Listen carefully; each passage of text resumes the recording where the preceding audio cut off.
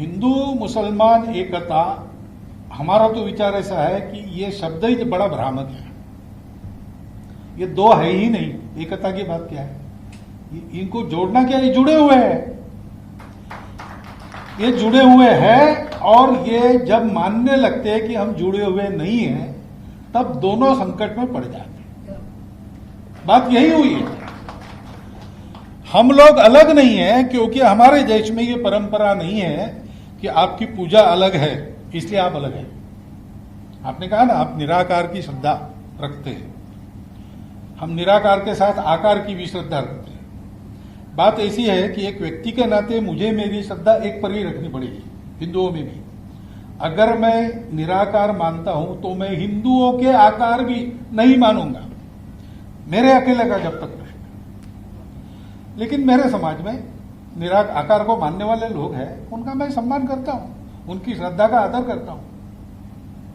उनकी श्रद्धा का आदर करने से मेरी भक्ति पे कोई गड़बड़ नहीं होती।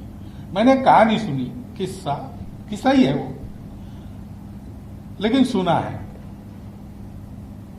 कि हजरत मूसा गुजर रहे थे एक रास्ते से, एक फटेहाल आदमी बैठा था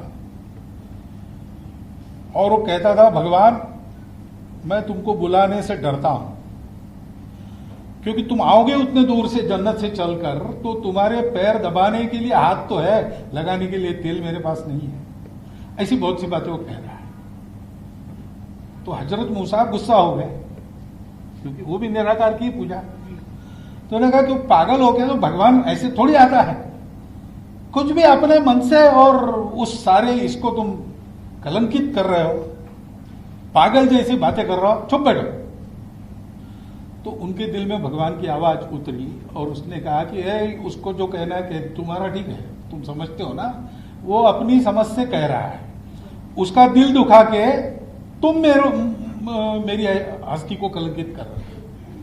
इस अर्थ की कहानी मैंने पढ़ी। भारत में ये मानते हैं, हम ये करते आए हैं।